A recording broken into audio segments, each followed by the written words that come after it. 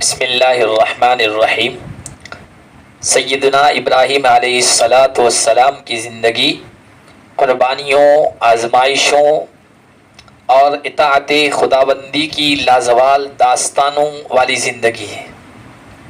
امتحان پہ امتحان، آزمائش پہ آزمائش، اور ہر آزمائش میں کامیاب ہوتے چلے جا رہے ہیں۔ سب سے بڑی آزمائش، سب سے بڑا امتحان تو وہ تھا جس کی تقریب آج ہے، قربانی کا دن ہے، جس میں ان کو خواب میں یہ دکھایا گیا کہ وہ اپنے بیٹے اسماعیل کو ذبح کر رہے ہیں۔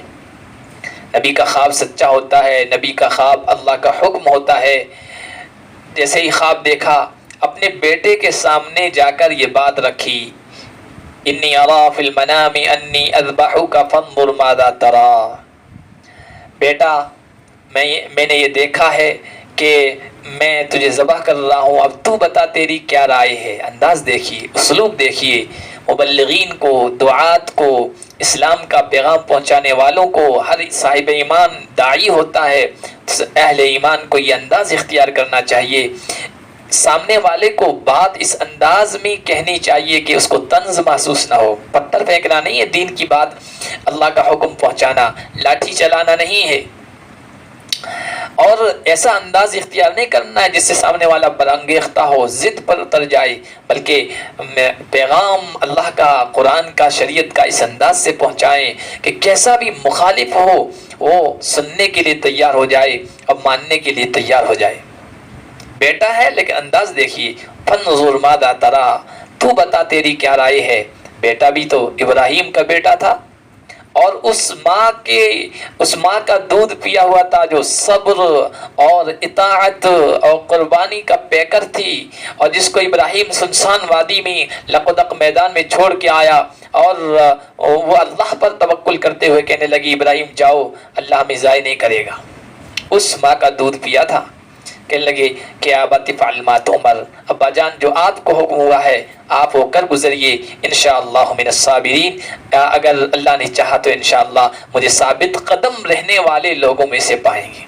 آپ اندازہ لگائیے، جو بیٹا بڑی امنگوں سے، بڑی دعاؤں سے اللہ تعالیٰ سے مانگا تھا، بڑی مدت کے بعد ان کو ملا تھا، اور بیٹا اس عمر کو پہنچ گیا ہے کہ اس سے پہلے تو ماں باپ نے اس کو سہارا دیا، اس کا تعاون کیا، اس کی مدد کی، اور ماں باپ کا وہ محتاج تھا، اور اب اس عمر کو پہنچ چکا ہے کہ اب یہ بیٹا ماں باپ کے کاموں میں ہاتھ بٹا سکتا ہے۔ والدین جانتے ہیں کہ اس عمر کو جب بچے پہنچ جاتے ہیں تو اندر کے محبت کے جذبات بیان نہیں کیے جا سکتے ہیں۔ اس کو کام کرتا دیکھ کر، ماں باپ کے کام میں ہاتھ بٹاتا دیکھ کر ایک عجیب کیفیت ماں باپ کے دل پر طاری ہوتی۔ اس عمر کو پہنچ گئے تو حکم ہو رہا ہے کہ اس کو ذبح کر دو۔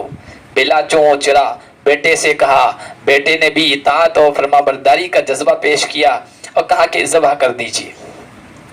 ذبح کرنے کے لیے تیار ہو گئے، باپ کھڑا ہے چھری لے کر، بیٹا لیٹا ہوا ہے ذبح ہونے کے لیے، باپ تیار ہے ذبح کرنے کے لیے، اور یہ معاملہ بھی طے ہونے والا تھا کہ اللہ تعالیٰ نے دیکھا یہ تو کر گزرے گا، امتحان میں کامیاب ہونے کے لیے بالکل تیار ہے۔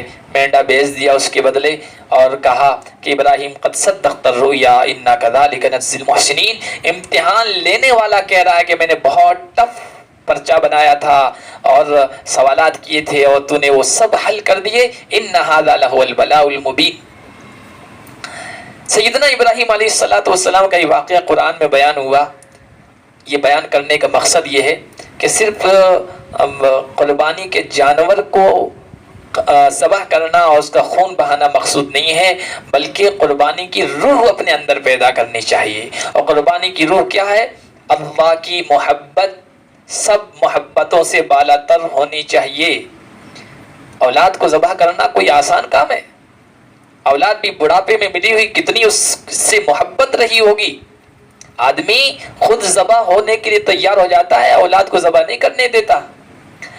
آدمی خود پریشانی میں مبتلا ہوتا ہے، اولاد کو پریشان ہوتا ہوا نہیں دیکھ سکتا ہے۔ آدمی خود سردی گرمی برداشت کر لیتا ہے، اولاد کی سردی گرمی برداشت نہیں کر سکتا۔ آدمی خود بھوکا رہ سکتا ہے اور رہتا ہے، لیکن اولاد کو بھوک کی حالت میں نہیں دیکھتا ہے۔ یہ دنیا میں ہم دیکھتے ہیں، لیکن آپ دیکھیے ذبح کا حکم ہوگا، بیٹے کو بھی، جان سے عزیز بیٹے کو بھی اللہ کے حکم پر ذبح کرنے کے لیے تیار ہیں۔ تو اس سے قربانی کی روح ہمارے اندر پیدا کرنا مقصود ہے، اور روح یہی ہے کہ ساری محبتوں، ساری چیزوں سے برتر اللہ کی محبت ہونی چاہیے۔ ماں باپ کی محبت سے، اولاد کی محبت سے، رشتہ برادری کی محبت سے، قوم و وطن اور علاقے کی محبت سے، یہ سب محبتیں اللہ کی محبت سے ٹکرائیں تو اللہ کی محبت کو ترجیح دیں۔ یہ اصل قربانی کی روح ہے، قربانی کا جذبہ ہے، اور قربانی کا اصل مقصد ہے۔ اور قربانی جب جانور ذبح کرتے تو یہی دعا پڑھائی جاتی ہے، ان صلاتی و نسکی و محیای و مماتی للہ رب العالمین۔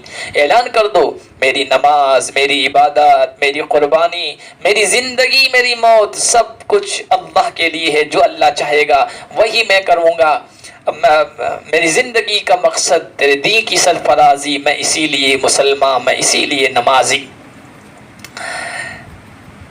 حضرت ابراہیم علیہ السلام اور ان کے بیٹے اسماعیل علیہ السلام کی یادگار کے طور پر ہم یہ قربانی مناتے ہیں۔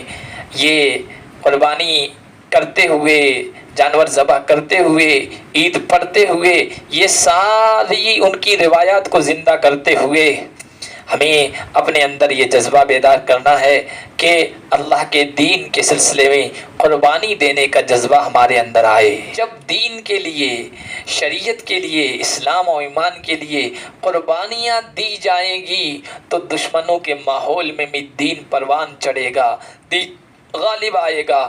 اور جب دین کے لیے، اللہ کے لیے، اللہ کے حکموں کے لیے قربانیاں دینے کا جذبہ سرد پڑ جائے گا، ختم ہو جائے گا، تو اپنی بادشاہت، اپنی حکومت، اپنی حکمرانی کے باوجود بھی دین کمزور ہو جائے گا، دین مغلوب ہو جائے گا۔